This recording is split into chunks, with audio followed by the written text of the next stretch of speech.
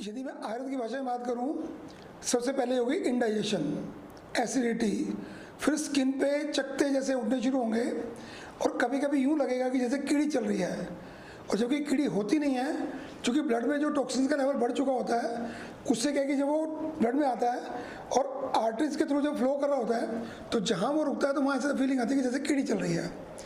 फिर उसके बाद जो सेकंड जो प्रोमिनेंट सिम्टम है, सिर में डैंड्रफ जैसी फीलिंग होती है, अर्टिकेरिया जिसको हम शीत पित्त भी बोलते हैं, वैसी कंडीशन आनी शुरू होती है।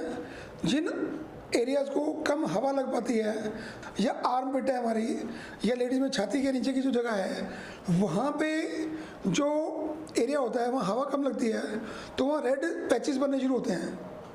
फिर जब उनमें ड्राइनेस आना शुरू होती है तो उसमें एक सिल्वर कलर की स्केल्स उतरना शुरू होती है।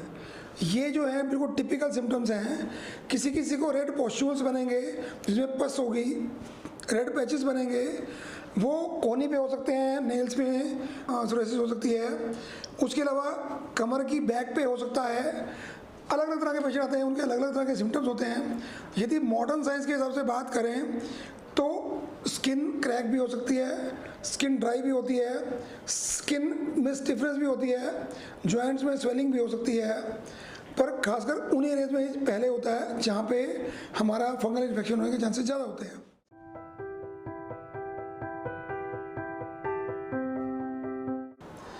देखिए, आयुर्वेद की भाषा में बात करें तो हम लोग वात, पित्त, कफ, द्विदोषज और त्रिदोषज ऐसा करके मानते हैं।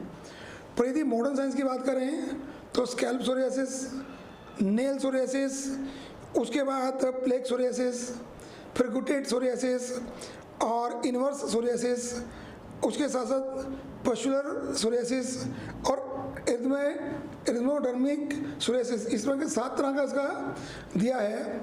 हम उसकी चर्चा विस्तार में ना करते हुए हम उसके ट्रीटमेंट की चर्चा को विस्तार में लेंगे तो ज़्यादा अच्छा रहेगा, क्योंकि नेट पे सब इन्फॉर्मेशन अवेलेबल है। हमको डायग्नोसिस करना आयुर्वेद के हिसाब से, ट्रीटमेंट का मेथड डिपेंड करता है आपके खान पान के हिसाब से। तो 7 टाइप्स ऑफ सोरियासिस है एलोपैथी में भी, और आयुर्वेद में भी 7 टाइप ऑफ सोरियासिस है आयुर्वेद की परिभाषा में।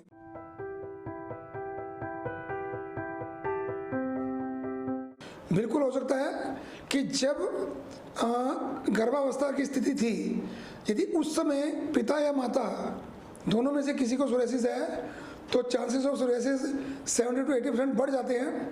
ये जरूरी नहीं कि आपको पैदा होते ही सोरियासिस हो जाए, पर क्योंकि आपके जीन्स में वो जो कण है वो आए हुए हैं, सोरियासिस का इन्फेक्शन आया हुआ है।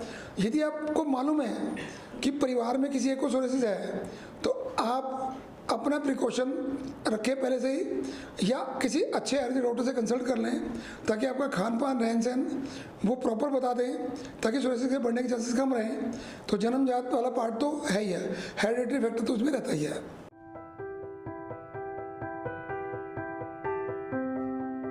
ये तो डिपेंड करता है पेशेंट पे। यदि वो परमानेंट ठीक होना चाहते हैं तो उनको दवा के साथ अपने कारण का निवारण करना पड़ेगा। जो गलतियाँ उन्होंने पहले की हैं वो गलतियाँ दोबारा से वो रिपीट ना करें, तो आयुर्वेदिक ट्रीटमेंट से परमानेंट वो ठीक हो सकती है। मैं एक एग्जांपल देता हूँ कि गलती से मेरा हाथ आग में चला गया, जल गया, और डॉक्टर ने उसका ट्रीटमेंट करके उसको ठीक कर दिया, और पेशेंट जाके दोबारा उसको हाथ को आग में डालेगा तो क्या होगा, तो हाथ दोबारा जलेगा। तो यदि बार बार खुद जलाना चाहते हैं तो फिर डॉक्टर उसमें कुछ नहीं कर सकता। तो आयुर्वेद में ही एक ट्रीटमेंट है जो परमानेंट ठीक कर सकता है।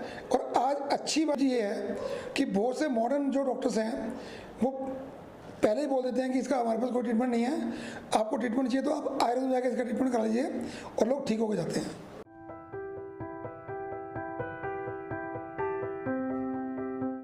देखिए, सीधा सा कारण क्या है कि मिथ्या आहार विहार या विरुद्ध आहार विहार। विरुद्ध आहार विहार का मतलब क्या है कि 2 खाने ऐसे जिनका तासीर मिलता नहीं है, जैसे नमक और दूध। बड़ा सिंपल एग्जांपल है कि क्या दूध में हम चीनी मिला के पिए तो अच्छा लगता है, या नमक मिला के पिए तो अच्छा लगता है। यदि नमक मिलाएंगे तो दूध थोड़ी देर में फट जाएगा, पर चीनी मिलाएंगे तो नहीं फटेगा। चूँकि दूध का स्वाद भी मधुर है और चीनी का स्वाद भी मधुर है, तो दोनों मिल जाते हैं। और नमक मिलाएंगे तो क्या होगा, दूध फट जाएगा और अंदर जाके टॉक्सिन पैदा करेगा। दूसरा, आप नॉनवेज का दूध का प्रोडक्ट खा रहे हैं, आप चरक संहिता में जाके पढ़ेंगे, कुष्ठ रोग चिकित्सा अधिकार पढ़ेंगे, तो वहाँ पे ऐसे बहुत सारे कम्बिनेशन दिए गए हैं, जैसे नॉनवेज के साथ दूध, दूध के साथ नमक, ये चीज़ों का परहेज रखना है, या कोई गर्म तासीर की चीज़ है उसके साथ ठंडी तासीर की चीज़ वो नहीं खानी है, और रात के समय दही खाना बिल्कुल विरुद्ध आहार है, दही में तड़का लगा के खाना ये विरुद्ध आहार है। और कुछ चीज़ें ऐसी हैं जो हमको सूट नहीं करती। मानिए कोई व्यक्ति चाय नहीं पी सकता, वो चाय पी रहा है, या खाना बहुत लेट खा के तुरंत सो रहा है, खाना डाइजेस्ट नहीं हो रहा, तो कॉन्स्टिपेशन होगी, कॉन्स्टिपेशन होगी तो टॉक्सिन बनेंगे, वो टॉक्सिन जब एब्जॉर्ब होंगे बॉडी में तो वो भी जाके सोरियासिस को पैदा करेंगे। तो जो चीज़ मुझे सूट नहीं करती वो मुझे नहीं खानी चाहिए। तो डाइट का रोल बहुत बड़ा है इसमें।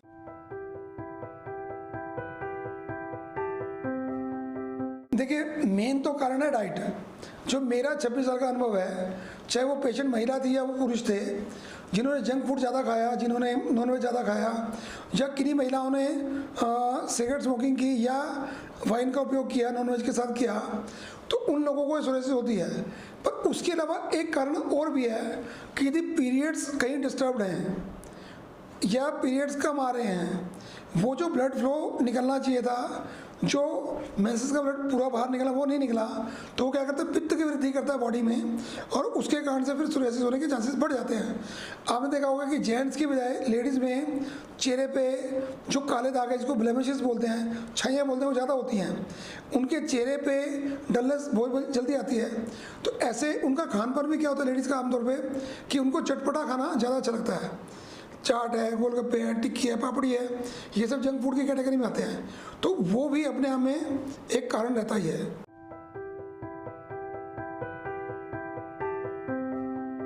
देखिए फिर मैं एक बात बताता हूँ कि मॉस्को से हमारे पास पेशेंट आया, ऑस्ट्रेलिया से भी पेशेंट आया, दुबई से भी पेशेंट आया, भारत के आसाम से भी पेशेंट आया, और हमारे पास बेंगलोर से भी पेशेंट आया, हरियाणा का पेशेंट तो आता ही है।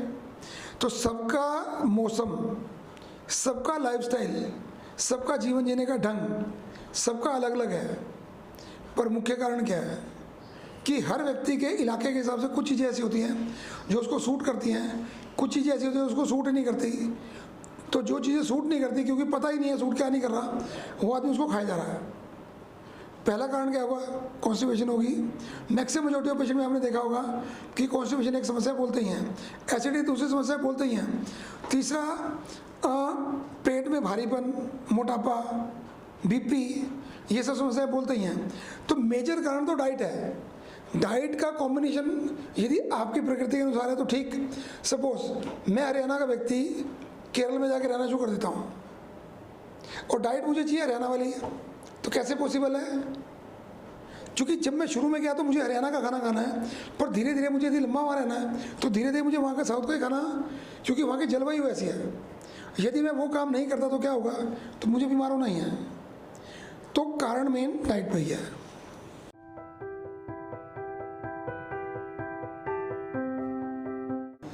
देखिए सबसे बड़ी बात क्या है कि आप नोट करिए कि हम कहीं भी बैठे हैं, खाना खा रहे हैं, कुछ कर रहे हैं, तो सिर पे पसीना आना, माथे पे पसीना आना शुरू होता है। सिर सबसे सॉफ्ट पार्ट है बॉडी का, तो जब पित्त बढ़ता है तो वो पित्त जब ऊपर की तरफ चलता है तो डैंड्रफ आमतौर पे वैसे भी होता है। जो लोग तेल नहीं लगाते हैं, जो ड्राई खाना खाते हैं, डाइट में घी नहीं है उनकी डाइट में मक्खन नहीं है, दूध नहीं है, और बहुत से सोरियासिस के पेशेंट मैंने ऐसे देखे हैं जो दूध पीते ही नहीं है, तो उनको शुरू में तो डैंड्रफ ही होता है, पर उनकी डाइट में फिर क्या है कि जंक फूड जुड़ जाता है, तो डैंड्रफ दिखाई देता है कि सोरियासिस का कारण है, पर कारण तो डाइट ही होती है उसका।